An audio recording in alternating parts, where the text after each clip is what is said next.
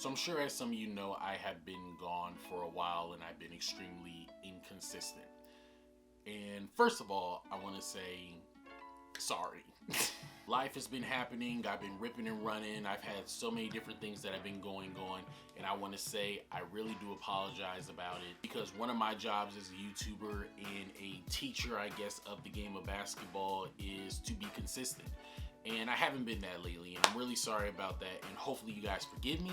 With that being said, during my hiatus of YouTube, I've also been really big on TikTok.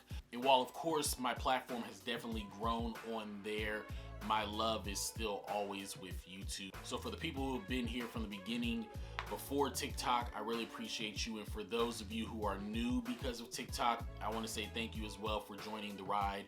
We are going to get consistent. You're gonna see a whole lot of great stuff. I know all YouTubers say that, like, I got plans, you never see them materialize. I really mean it. Like, there are a lot of things that are gonna be in the works very soon, and y'all are gonna love it. It's gonna be great for y'all. It's gonna be influential. It's gonna be motivating. It's gonna be instructional. It's going to be just cool. So please be on the lookout for that. And I don't even know like what my schedule was, like Monday, Wednesday, Friday, or whatever. But just to start us off really fresh, I'm just gonna do a Q&A session. I posted a video a little while ago asking for you guys to drop me questions, and y'all delivered. So we're just gonna read off a couple of questions, kind of get ourselves back into the groove of this YouTube thing, and yeah, without further ado, let's get into the video.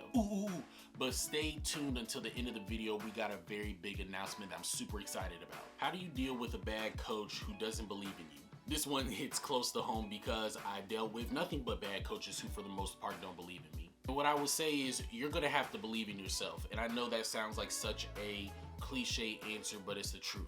When you're dealing with a bad coach who doesn't believe in you, it really doesn't matter what you do. They're still not going to believe in you most likely, and they're still going to continue to be a bad coach. The best thing that you can do is continue to work on your game, because that's going to give you confidence and make it easier for you to believe in yourself. You're gonna have to put in extra work. You're gonna have to hit more shots. You're gonna have to put more time into the gym, put more time into your physical body, and all different things of that nature. And when you get out there on the floor, take full advantage of the opportunity that you're out there. Don't worry about the coach pulling you out. Don't worry about making mistakes, because most likely the coach is already pulling you out anyways when you do something good or something that's not that big of a deal. So when you get out there, be aggressive, attack, go out there and get you some buckets. And as you score, you're going to feel a whole lot more confident about yourself. I for sure did. How to translate practice into game. The biggest key I can give you for that is you're gonna have to work on how you practice. A lot of times people don't really practice game-like. A lot of times people just go in and they just go through the motions of practice, and then they expect for it to translate onto the game. Now, this is not to be confused with what a lot of coaches say, which is go game speed when you're practicing. I don't believe in game speed. If you haven't already watched that video, check it out. I'll link it up top. What I mean is you have to go hard when you are working out. You need to reenact game scenarios that you are actually going to do when you are playing. For example, if you're a shooter, you're somebody who provides spacing for your bigs, you need to work on catching and shooting the basketball. You need to work on relocating from the top of the key to the wing to the corner, catching and shooting, moving off of screens, moving off of pick and rolls, because that's what your game is. And as you continue to put that work in and you continue to see the ball go through the net, you are going to get a lot more confident in your game. You're going to get a whole lot more confident in the work you're putting in. And as a result, it is going to slowly but surely translate into the game. It's not going to all come at once, but if you believe in the work, I guarantee you will see it come to fruition. What are your thoughts on AAU? My thoughts on AAU is it's the most important basketball that any high schooler can play. AAU is more important than high school basketball, and it has been for probably the better part of the last 10 years. If you're not playing AAU basketball, you're doing yourself a disservice, and you're shooting yourself in the foot when it comes to giving yourself opportunities to get in front of some college coaches. The only way you are able to probably go your entire career without playing AAU is if you probably play for a big time high school. And if you play for a big time high school, most likely you already have some AAU teams that are reaching out to you, or you just play for an AAU team. So yeah, play AAU. If you can't get on a high school team, for sure try to find an AAU program where you can travel all over the country. It's going to help you gauge yourself on how good you actually are. It's going to get you used to playing against better talent, and it's going to get you used to playing with better talent. Which is better, skill camps or AAU? I prefer AAU because most skill camps aren't going to have college coaches there to recruit you, and the name of the game is to always try to find a way to get into school. You can work on your game at any time, but you're not going to always have college coaches in the gym. Do you think Jokic is the MVP of the league? No, I think Joel Embiid is, but I'm not mad if Jokic goes back-to-back. He's pretty much modern-day Arvydas Sabonis. Look him up. Learn something. How can you build IQ and knowledge for the game? The best thing to do is to watch as much film as possible, but also you need to learn how to watch film. I would explain more to you, but that's a part of the big surprise, so wait till the end. How do you feel HBCUs can rise up? The major difference between HBCUs is almost the same major difference between low major Division I and high major Division I. It all just comes down to money. A lack of funding makes it hard for anybody to be able to recruit, get solid jerseys, and have decent living spaces. Money is the name of the game, and HBCUs just have to find a way to get consistent money coming in so that they can build their campuses more, their dorm situation, as well as their athletic program. Does lifting weights stunt your growth? I am living testament that that is not something that actually happens. I have been lifting weights since I was probably about 13 or 14 years old, and I still grew to be 6'4". My father used to make me do 100 push-ups and 100 sit-ups every single night before going to bed since I was probably 4. It is not going to stunt your growth. Stop finding ways to get away from hard work. If you could restart, what would you do differently? I would play for a different high school and I would have went to a different JUCO. Other than cutting, what should you do in offense when you don't have the ball? Set screens. Set screens. Set screens away. Set screens on the ball. And sometimes you just being a good basketball player is more than enough help on the offensive end. For example, if you're a shooter, you know that your defender is never going to leave you, which is going to make it easier for the guy who has the ball to make better drives to the basket.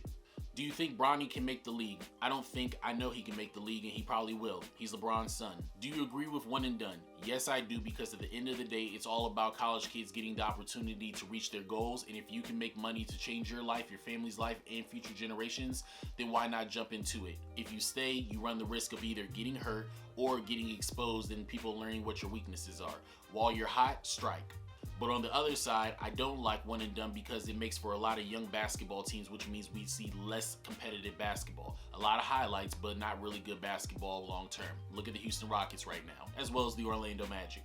How do you feel about JD Davidson? I think that he's a solid basketball player. He's more of an athlete than he is an actual basketball player, but he picked the wrong school to go to. He should have never went to Alabama. He didn't get the opportunity to have the ball in his hands from day one like most McDonald's All-Americans do. He had a coach that was putting him in positions that really weren't fruitful for him. Alabama shoots a lot of threes and works a lot of the pick and roll. JD Davidson doesn't do that. I think it would have been better if he would have went to Auburn with Bruce Pearl, where he allows for his point guards to rock out from day one. He would have been in the exact same situation as Sharif Cooper, and he would have been in the same situation as Jalen Green if he would have went. Situation is always important when it comes to picking a school. You need to go to the right situation. JD Davidson before the college season was going to be a lottery pick or right outside of the lottery pick. As of right now, he's somewhere in the middle of the second round. He's missed out on millions of dollars, and he's possibly messed up his basketball career going forward if he decides to leave for the draft. Pick the right school. It is the most important thing that you could ever do for your basketball career. High school, AAU, and college. And that's all we got today. I hope you guys enjoyed this video. If you like things like this, please comment below and ask more questions, and we'll just periodically do this, and so I can make sure that I'm always kind of touching on the things that you guys really want to hear about. Oh yeah, and now that we're here, I wanted to say that we have officially dropped hooppolitics.org. It is a consulting business that we are running where I am going to sit down with you, individual basketball players, and we'll do a Zoom call where we'll talk about all different types of stuff. We have 3 different tiers. The first tier is we're going to watch your game film, and we're going to talk about what you have to do better and what you do great and how you can use it to your advantage to get to where you want to go in your basketball career, as well as what level of basketball you can play at. This connects back to what I was saying earlier about how to watch film. We're going to actually show you how to watch your own film so that you can learn how to get better. The second tier we have is basically just going to be a therapy session, something along the lines of where you as a basketball player might be dealing with a bad coach who doesn't believe in you, or you're dealing with confidence issues, or you try to figure out what type of AU team to play for, or what high school team to go to. We're going to give you help on that.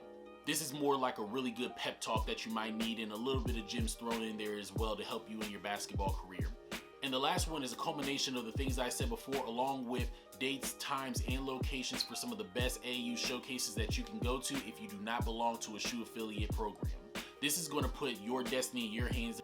and allow you to be able to bet on yourself with your basketball career. You don't need to play for a shoe affiliate AAU team in order to get opportunities to go to college. You just have to have the information, and that's what Hoop Politics is all about. It's not all about hard work. It's about situations, opportunities, and being in the know.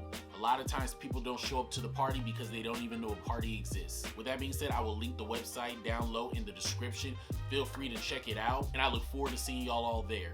With that being said, make sure y'all like, subscribe, hit the notification bell to stay up to date on everything that is Hoop Politics. Let me know what you guys think about the website below. And as always, God's always in control, man.